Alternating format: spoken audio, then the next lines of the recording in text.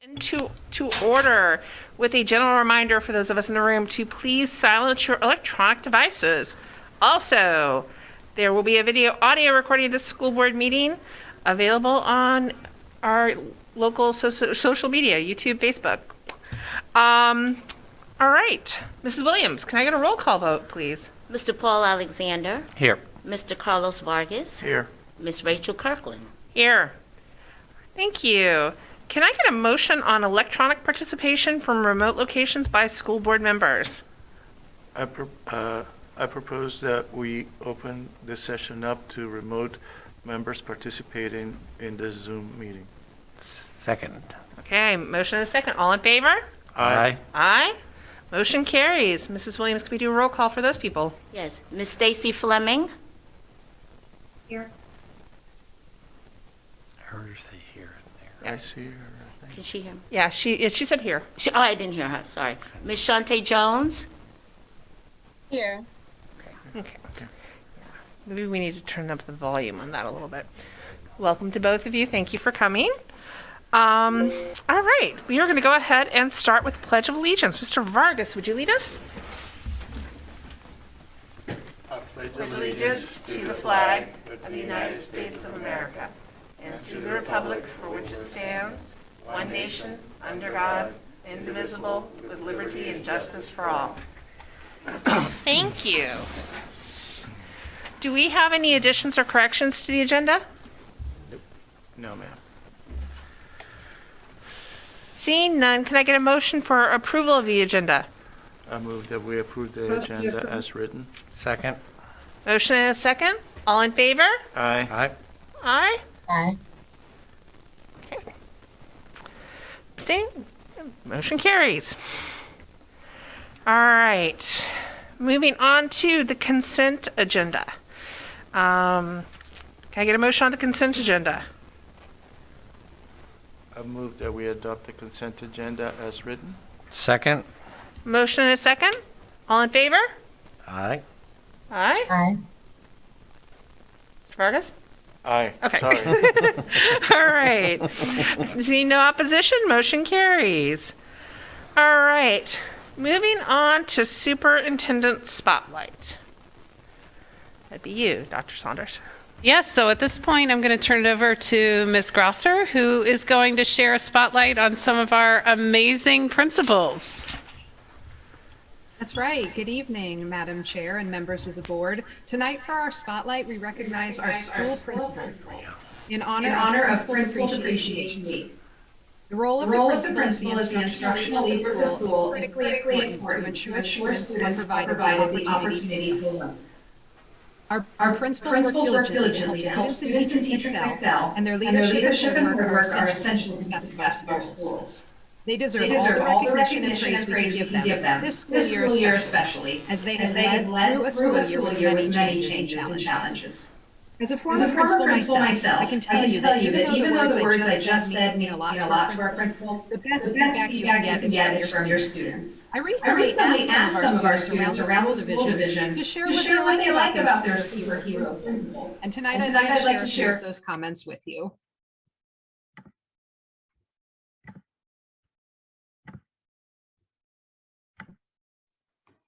Kara, before you continue, is anybody else getting a lot of feedback with Kara?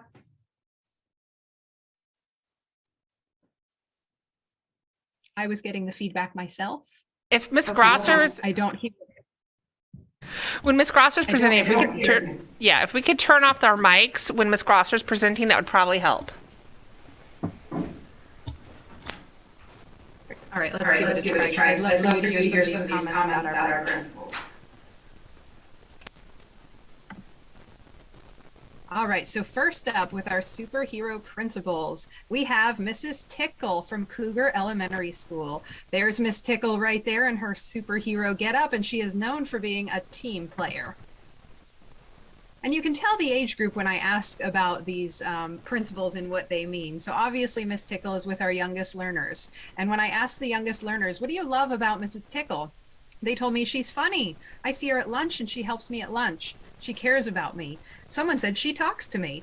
The overarching theme when I asked students about Mrs. Tickle and what they love about Mrs. Tickle was all about her care, her love, and her support for her students. And as you can see here in the middle, a little drawing done by one of our students at Cougar Elementary. And it says, Miss Tickle is awesome because she helps me.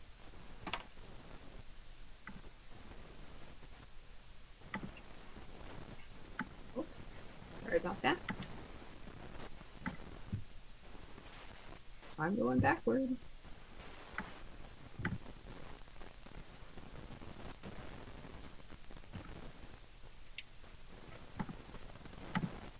There we go. Sorry, everyone. Live TV. Okay, next up for our principals that we are celebrating tonight, we have Mrs. Stacy Mamom from Manassas Park Elementary School. In her superhero getup, she is brave. When I asked the students at Manassas Park Elementary, tell me what you love about Principal Mamom, a lot of them told me about how she has lots of meetings with her teachers and her students. They said that she really cares for them. One of them told me that they love her. I got a lot of, wow, she's really tall and she's really pretty. One student told me she always visits our classroom and checks on us. I thought you guys might like to see tonight that one of the teachers, I believe this was a 5th grade teacher at Manassas Park Elementary, had her students do a compare and contrast activity between the students and the principal in the school. So just some funny things to note. They talked about how she has a college degree. She works in an office. She keeps them safe to make sure there's no intruders in the building. And she talks to the teachers and helps the teachers and tells them what to do to help teach the kids. So everyone there, same thing, a great culture of caring at Manassas Park Elementary. All right, next up, Dr. Matt Sieloff, Manassas Park Middle School. And there he is hopeful. I think we can all agree that Dr. Sieloff comes in every day with a hopeful attitude. Uh-oh.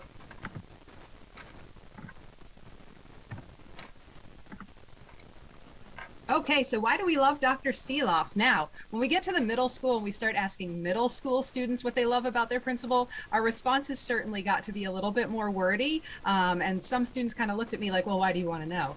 But the one thing that the students told me at Manassas Park Middle School is how Dr. Sieloff really listens to them. He listens to them when they have problems. They feel safe going to him, and he helps them with their problems. They talk about how he's always around in the hallways. He apparently eats lunch with them. This maybe even is every day. He goes into the cafeteria and eats lunch with the students. And they said they feel like he understands them and he wants what's best for them.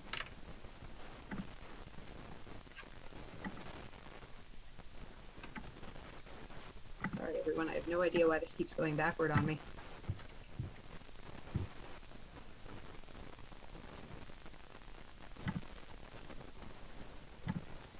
Okay, and finally up, we have Mr. Charles Forrest from Manassas Park High School. And Mr. Forrest is the principal of our only high school in the division, is a leader. So when we asked students at Manassas Park High School, what do you love about Mr. Forrest? We got some really heartfelt responses. The first one, you can read through these on your own, but I do want to share this top one with you. They said his character shows through in his kindness and happiness that he brings to the students. Whether he's meeting with students or staff, he always has an open mind and he's the last one to speak. He's able to provide solutions that solve both sides of a problem. Although it's his job as the principal, he's basically the heartbeat of our school. I think when you're talking about appreciation, when you hear your students speak of you in that way, that is why we do the job that we do. Okay, so we know that our principals balance many tasks in their day, and tonight we want to thank them for their service and dedication to our school community. They're joining us here virtually tonight, so I'm going to go ahead and stop sharing my screen. And principals, if you guys want to turn your camera on really fast and just wave hello to everybody and be honored for a moment. Remember, we have Mrs. Tickle from Cougar, we have Miss Mamom from Manassas Park Elementary, Dr. Sieloff and a little cutie there from Manassas Park Middle School, and Mr. Forrest from Manassas Park High School. Thank you guys so much for all you do, and I hope you enjoyed your superhero versions of yourself tonight.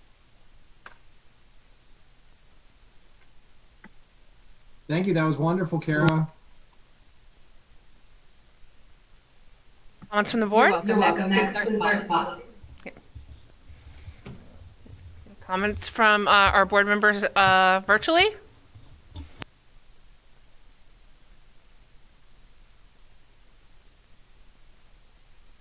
I would just want to reiterate, thank you for everything that you do.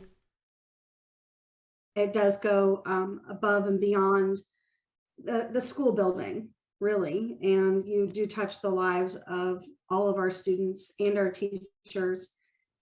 So thank you. And I'll just pipe in. Ms. Jones, do you have anything? I echo what Stacy said. Thank you all for all of your hard work, especially I know this year has been tough. So thank you for everything. And when the students can see the difference that you're making, it really, really means that you're really making a difference. So we just want to thank you for all of your hard work and your dedication to the children and family. I'll just add my gratitude. This year has been extraordinarily challenging, and the culture of warmth and love and affection that you've built in your buildings is obvious. A couple of notes. The comments were great from the students. I like it when Ms. Tickle talks to me too, so I understand that very well. And Mrs. Mammon's Venn diagram, I thought that was truly inspired. And yes, she is tall and very pretty, and we all know that. And Mr. Sieloff, I would not expect you to do anything less but eat lunch with the students. I can absolutely see that, and I might have to come over and join you sometime. And Mr. Forrest, you are the heartbeat of that school. You are so well loved by the kids. You could make long announcements and still be forgiven by high schoolers. So. Thank you all for what you do every day. Happy Principal Appreciation Month. That, I will go on to public comments. Mrs. Williams, do we have anyone signed up or sending in public comments tonight? I have two who sent emails in for me to read tonight. As a reminder, I'm going to read the guidelines. Just for clarity, individuals who wish to address the school board should sign in the list maintained on the desk in front of the school board clerk prior to the start of the regular meeting. When called to the podium, please provide your name and Manassas Park City address, if staff, your job title, and your work location. Each person is allotted 3 minutes to make comments. Mrs. Williams will let you know that when you've reached your 3 minutes, unless she's the one delivering the comments, in which case I will. The board will not give feedback to your comments or questions during public comments time. Should your comments warrant a response, Dr. Saunders will work with staff to address the concerns, questions raised, and will provide a response in a timely manner. All right, Mrs. Williams, our first comment. I hope this finds you all safe and well. My name is Justin O'Malley, and I am an IA at Manassas Park Middle School and the president of the MPEA. I'm writing today on behalf of our MPEA members and in conjunction with educators and parents across the state to condemn and reject in the strongest terms possible Governor Youngkin's Executive Order Number 2, which is set to go into effect today.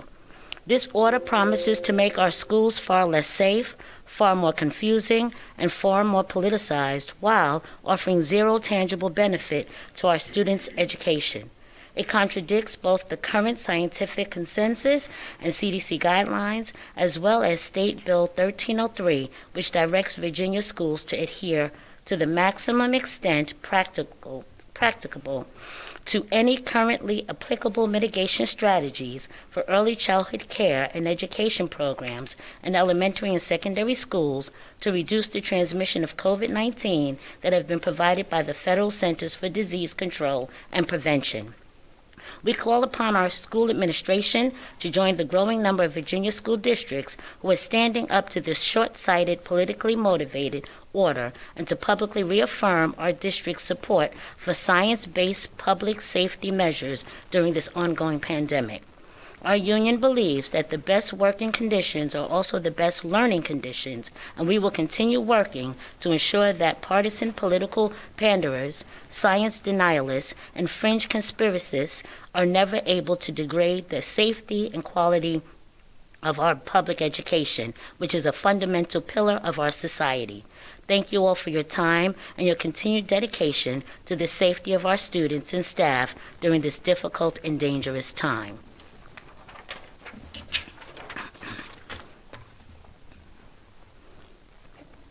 Hello, my name is Marnie Horton, and I'm a reading specialist at Cougar Elementary School and the vice president of MPEA. I am writing in to implore you to continue to enforce the mandatory masking. Many of our close neighbors in Northern Virginia have chosen to continue their masking policies and have even sought legal action against the governor's executive order. While this year has had its challenges, we have remained open and in person. We have had weeks with lots of COVID-19 cases and quarantines, and some weeks this past fall with no cases. Our students do need the occasional reminder to pull up their mask, but they do well with wearing their mask overall. In fact, when I was greeting the buses this morning, every student I saw had a mask on. We cannot continue in-person education without masks, especially with the recent spike in cases. Just like our social distancing, adjusted lunch schedules, seating charts, contact tracing, and vaccine education, wearing a mask is an important part of our mitigation of COVID-19, and it must continue. For the health and wellness of our students, teachers, and staff, please continue the mask requirement at Manassas Park City Schools. Thank you. All right, moving on to ongoing business. The 22-23 proposed calendar, Mr. Neff.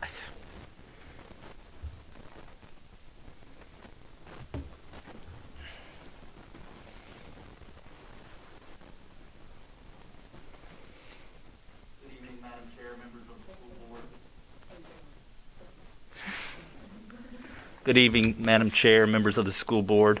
I'm here tonight to present the academic calendar recommendation for the 2022-23 school year. The first iterations of the calendar were presented at the November work session. Two options were presented to stakeholders for feedback, and the feedback was shared with the board during our December meeting. Based on that feedback from stakeholders and our board's feedback, option A is being recommended for approval tonight. Option A without any changes in its original format.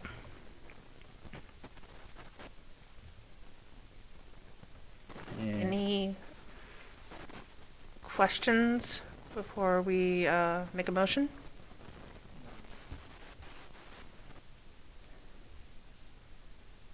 Okay, can I go ahead and get a motion, please? Move to approve option A for the 2022-23 school year calendar. Motion and a second. Mr. Neff, can we get the screen back? I'm Perfect. sorry? Oh, that's him. Okay, never Yeah. mind. Sorry. Okay, motion There is- were a couple slides that highlighted what was in option A, which we've gone over before. There was actually the calendar itself on the third slide, which you have before you tonight and you've been able to view prior to this meeting. And then the fourth slide was just asking for approval of the calendar. Okay.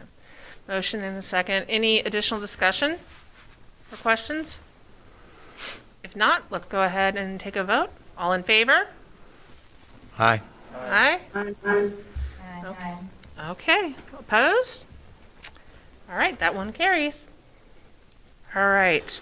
Maybe. Thank you. Thank you very much for your work. Especially for all the questions we asked this time around. Yes. Thanks. All right, on to mitigation update. Dr. Saunders.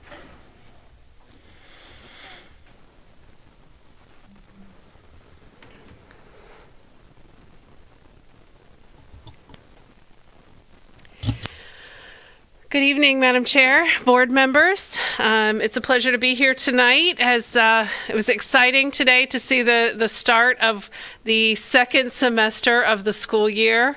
January has certainly had its challenges, weather challenges, and other experiences, but it was great to be out there and to see our students starting in the second half of the year, staying focused on their goals of graduation and the next grade level and the academic pieces that we do every single day. So that's exciting for us. This evening, I'm going to share a little bit of information around mitigation and some updates.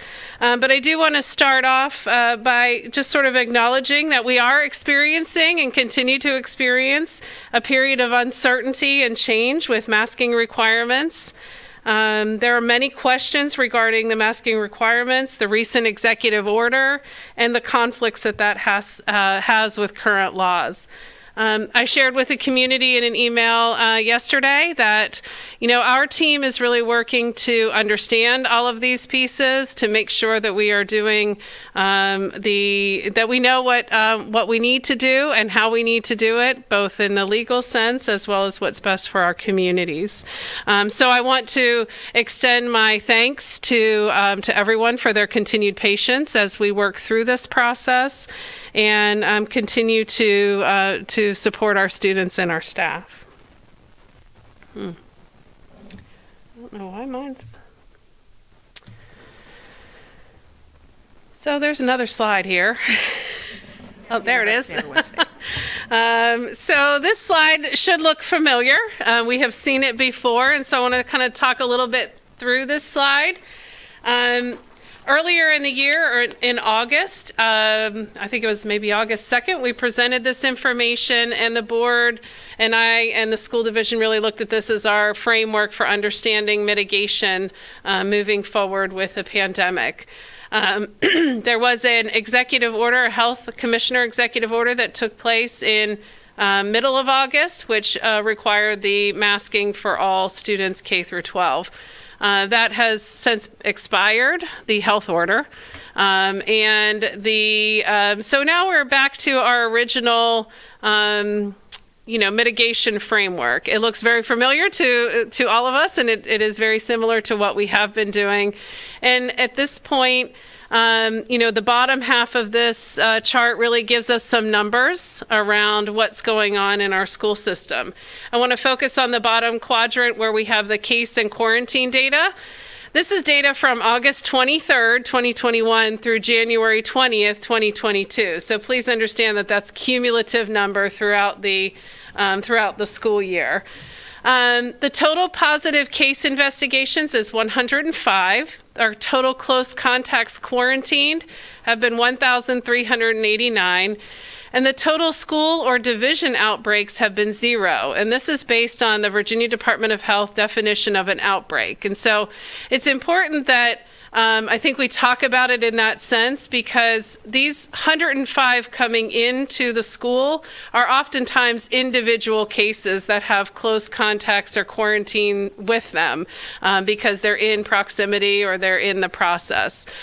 We have not to date had an outbreak that has been reported by the Prince William Health Department or the Virginia Department of Health, so you can look at that information on that website. So I think it's important to know that those numbers say are numbers. And I want people to understand that, we continue with our mitigation strategies, and that many of these situations that are happening are coming to us in those circumstances, and we are taking precautions to make sure that everyone's safe around them. This also excludes positive cases that did not require contact tracing.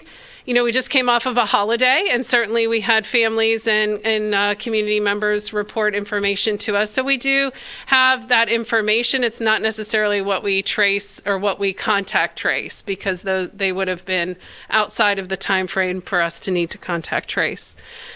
Next to that is the information that you've seen regularly, which is around the transmission level in our community.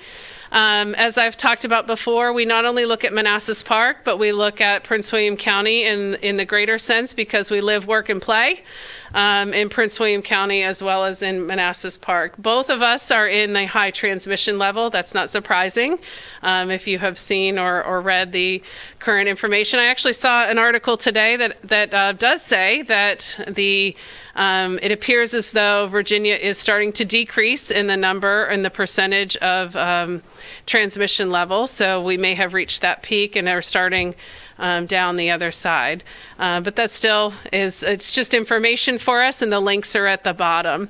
Based on that information, we remain in our high tier, in tier D, which is the red. We do have masks required for all the students. We have 3 feet physical distancing.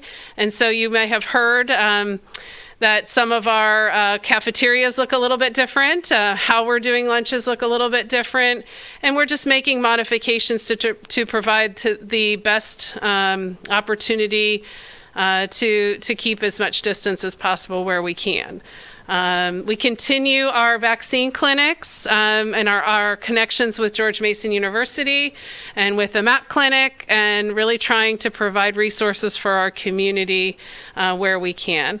So this is the next slide. I want to share a little bit about a week ago. We moved to the newly updated CDC isolation and quarantine guidance, which is the 5 days for isolation. And then days 6 through 10, there are some differences that may happen here. And, our nursing staff, I can't say enough for our nursing staff across the division who continues to work tirelessly day and night and weekends and holidays, and doing everything they can to make sure that we're meeting all of those requirements. This recommendation, moving to the updated isolation and quarantine, does provide, I think the biggest benefit here is for those students who are close contacts. They are no longer required to stay out for 14 days. They can come back after the 5 days. And most of those students, the majority of those students, have been healthy and been able to come back. And so they're really getting back into school a little bit quicker. We know that students who are positive, at that 5-day mark, there's a health form that they fill out and their families fill out, and they communicate with the school nurses and again determine if it's really, if they're still sick, they need to stay home. And so, again, our nurses are working tirelessly to make all of that happen. And they are an amazing group of superheroes as well. So this is just to share that we've moved on. This information we've communicated to the community, the greater community, and so it's out there as well. And this concludes our mitigation update for today. Can I answer any questions, provide any clarification? In the red band, I noticed one of the changes is screening and testing. Are we testing now? And then the other question is there any, are we getting anything from state or government levels where, like, I know where individual citizens can get free tests? Are we, for home testing, are we getting anything?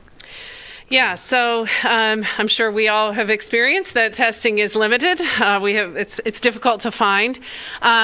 We are looking at, there are several test to stay programs, pilot programs for the state. We do not do any testing currently in the schools.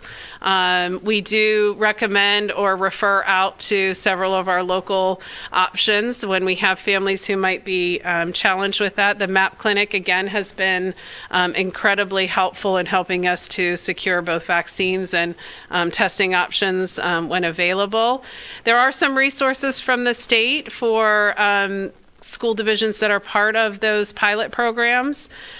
Incredibly resource intensive, and we are looking at that, and our health specialist is kind of reviewing what that would entail on our end. We were in a testing program at the very beginning of the year where we were offered tests and we could provide those to families, and we had done that, and those have all been utilized at this point. So we will continue to look for ways in which the state will provide us with some resources and try to provide those to our families as quickly as possible. Thank you. Mr. Vargas? No Ms. Jones? No questions. Thank you. Ms. Fleming?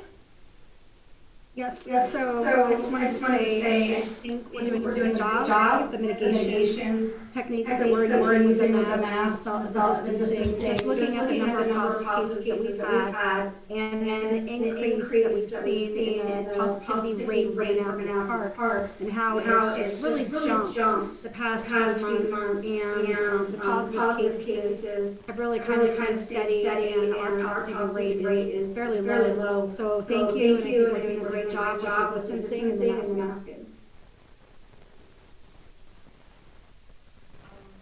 My question actually just revolves around vaccine clinics. Are there going to be additional opportunities to vaccinate? Given the fact that we have a 38.3 positivity rate in this community, I think the fact that we have not had an outbreak says a lot for the mitigation mitigation pieces that are in place right now. And certainly we continue to mask as we wait for things to shake out. But for the vaccine clinics, are there future plans? So I'll double check. I know that just from my experience with the MAP clinic and our other relationships and partnerships, I'm sure that there are opportunities that will come in the future. I don't have any specific dates right now, but we will certainly continue to look at those as whenever we can. we will provide those. I know the last clinic, I think they gave over 400 vaccines. And so that was a great opportunity, and a shout out to Miss Tickle and her team over at Cougar and the nurses who really ran those on that Saturday, actually 2 Saturdays. So anything that's available, we will continue to communicate that out to our community. Yeah, one piece I don't think should be missed, and I just want to make sure that I understand it correctly in terms of this division's policy regarding contact tracing and quarantine. If a student has been fully vaccinated, meaning they have had both doses at this point, they do not have to leave school, or do they leave school?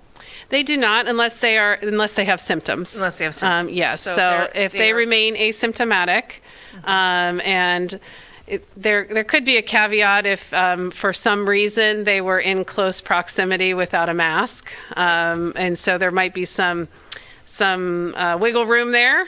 But for students who are fully vaccinated, they do not have to quarantine unless they are symptomatic. Okay. So people who are really interested in keeping their kids in school, vaccination is one way to do that. Correct. Now, there is a little caveat for staff, for adults. Remember, students, the boosters are a little bit different for students than they are for the adults.